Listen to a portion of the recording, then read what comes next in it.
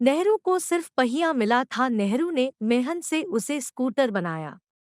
कांग्रेसी और वामपंथी इतिहासकारों ने एक साजिश के तहत ये झूठ फैलाया है कि जवाहरलाल नेहरू आधुनिक भारत के निर्माता है। सच्चाई ये है कि अंग्रेजों ने नेहरू को एक तेज रफ्तार में चलती गाड़ी का स्टीयरिंग थमाया था। दोस्तों, हम आपको खबर बताएं उससे पहले आपसे अनुरोध है कि हमारा चैनल यानी मुख्य चैनल ओनली न्यूज़ 24x7 की कमाई को यूट्यूब ने रोक दिया है। अतः आने वाले 3 महीने तक कोई इनकम नहीं होगी। तो आपसे हम अनुरोध करते हैं, नीचे दिए गए नंबर पर आप हमें यूपीआई के माध्यम से अधिक सहयोग करें। भारत में पहला छोटा हाइड्रो इलेक्ट्रिक प्रोजेक्ट अंग्रेजों ने दार्जिलिंग में 1897 में बनाया था, जो 130 किलोवाट का था, जिसका नाम सिद्रपोंग था और तीस्ता नदी पर बनाया गया था। भारत में पहला बड़ा हाइड्रो इलेक्ट्रिक प्रोजेक्ट मैसूर के राजा ने कोलार की खान से सोना निकालने के लिए कावेरी नदी पर शिवसमुद्रम फाल पर 1887 में बनाया, जो 1902 में पूरा हुआ। ये 792 मेगावाट का था और 1938 तक इसकी क्षमता बढ़कर 47 मेगावाट हो गई थी। इसका ठेका अमेरिका की जनरल इलेक्ट्रिक को दिया गया था। शिप से टरबाइन और अन्य साजोसामान आए, फिर उन्हें सैकड़ों हाथियों पर लादकर साइट तक ले जाया गया था। 1940 में मैसूर दरबार ने शिम्सपुरा हाइड्रो पावर स्टेशन बनाया, जिसकी क्षमता 17.22 मेगावाट थी और इसको भी कावेरी नदी पर बनाया गया था। आज़ादी तक भारत में कुल 300 छोटे बड़े पावर प्रोजेक्ट कार्यरत थे, जिसमें कई कोयला आधारित थर्मल प्रोजेक्ट भी थे। दोराबजी टाटा ने 1910 में ही टाटा पावर नामक कंपनी बनाई थी और पश्चिमी घाट पर 3 बड़े हाइड्रो स्टेशन बनाए। दोराबजी ने टाटा पावर द्वारा 1915 में महाराष्ट्र के खोपोली में 40 मेगावाट का विशाल पावर प्रोजेक्ट बनाया। इसके बाद 1922 से 25 में भिवपुरी में 48 मेगावाट और 1927 में भीरा में 90 मेगावाट का प्रोजेक्ट हाइड्रो पावर प्रोजेक्ट लगाया। टाटा पावर 1947 तक भारत में 23 बड़े पावर प्रोजेक्ट बना चुकी थी और बम्बई, दिल्ली और कोलकाता में इलेक्ट्रिक डिस्ट्रीब्यूशन नेटवर्क बना चुकी थी। राज्यों में थे पावर प्रोजेक्ट भारत के हैदराबाद, बीकानेर, जोधपुर, बड़ौदा, ग्वालियर सहित तमाम रियासतों ने अपने राज्यों में कई पावर प्रोजेक्ट बनवाए थे। आपको जानकर आश्चर्य होगा कि 1947 तक चीन भारत से पावर, रेल, सड़क तथा सेना आदि तमाम क्षमताओं में काफी पीछे था। अंग्रेजों ने नेहरू को चाय और काफी के विशाल बागान बनाकर दिए थे। उन बागानों तक जो काफी दुर्गम पहाड़ों पर थे, वहां अंग्रेजों ने सिंचाई, रेल, सड़क आदि इंफ्रास्ट्रक्चर विकसित किए थे। अंग्रेजों ने नेहरू को 20 विशाल बंदरगाह और 23 एयरपोर्ट बनाकर दिए थे। भारत के हर इलाके में आधुनिक यूनिवर्सिटी और कॉलेज खोले। मद्रास, दिल्ली, मुंबई, कराची में सेंट स्टीफन कॉलेज, सियालकोट में मरे कॉलेज, अजमेर में मेयो कॉलेज सहित पूरे भारत में 350 कॉलेज और 23 यूनिवर्सिटी अंग्रेजों ने नेहरू को दी थी। सेरामपुर कॉलेज, हावड़ा 1818, कैरे, मार्शमैन और वॉर्ड ने स्थापित किया। आईआईटी रुड़की 1847 अंग्रेजों के शासनकाल में पहला इंजीनियरिंग कॉलेज था।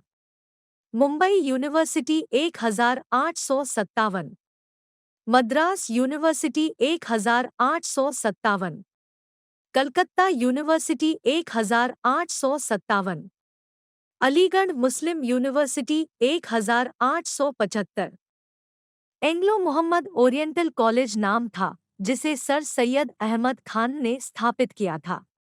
इलाहाबाद यूनिवर्सिटी -1887, कलकत्ता, बॉम्बे और मद्रास के बाद चौथी यूनिवर्सिटी थी।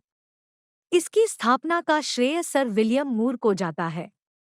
पंजाब विश्वविद्यालय 1882, बनारस हिंदू विश्वविद्यालय -1916, university of Mysore -1916, Patna university, Nagpur university, Kashi Vidyapith सहित 49 बड़े विश्वविद्यालय थे।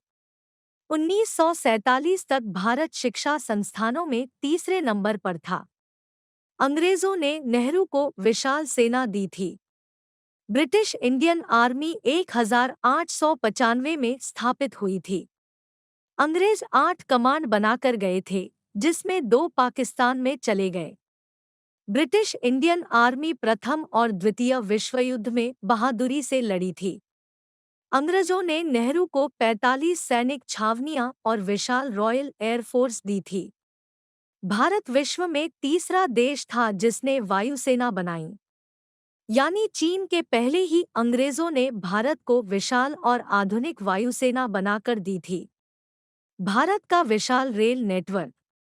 आज देश में जितना भी रेलवे नेटवर्क है, उसका 67% वर्ष 1947 तक बन चुका था। भारत का ये विशाल रेल नेटवर्क नेहरू का नहीं बल्कि अंग्रेजों की देन है। उन्होंने विशाल नदियों पर पुल बनाए, दुर्गम पहाड़ों को काटकर रेल लाइन बनाई। भारत विश्व में चौथा देश और एशिया का पहला देश है जहां रेल चली। भारत में 1853 में रेल चली, जबकि इसके 30 साल बाद चीन में रेल चली। भारत में विशाल चाय बागान। भारत में पहली लिफ्ट ओटिस कंपनी ने 1890 में मैसूर पैलेस में लगाई थी। भारत में विशाल चाय बागान और सागौन की लकड़ी के बागान लगाने वाली कंपनी पारसी वाडिया खानदान की थी, जिसका नाम था Bombay Burma trading company limited है। ये कंपनी 1863 में बनी थी और एशिया की बड़ी कंपनी थी। 1865 Allahabad bank.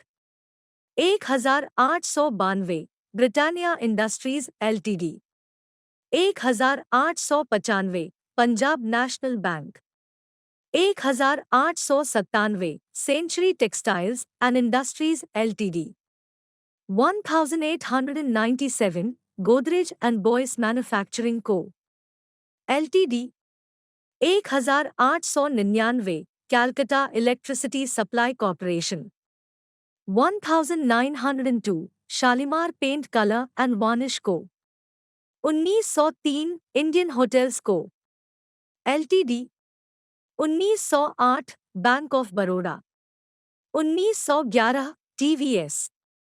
1904 Kumbakonam bank LTD. 1905 Phoenix mills LTD. 1906 Canara banking co. Udupi LTD. 1906 bank of India. 1907 Alembic pharmaceuticals LTD. 1907 Tata steel LTD सहित 400 से ज्यादा बड़ी कंपनियां 1947 में पहले बन चुकी थी और 80 से ज्यादा बैंक थे। फिर नेहरू आए और यानी चाहे शिक्षा हो या बैंकिंग या इंफ्रास्ट्रक्चर या रेलवे या ऊर्जा हो, 1947 तक भारत हर फील्ड में टॉप पर था। फिर भी कांग्रेसी कहते हैं कि नेहरू आधुनिक भारत के निर्माता है। कांग्रेसी इस तरह से प्रचारित करते हैं जैसे कि 1947 तक भारत एकदम पिछड़ा था, कोई स्कूल तक नहीं था, लोग लालटेन युग में जीते थे। फिर नेहरू आए और मात्र 10 से 12 सालों में भारत को आधुनिक बना दिया।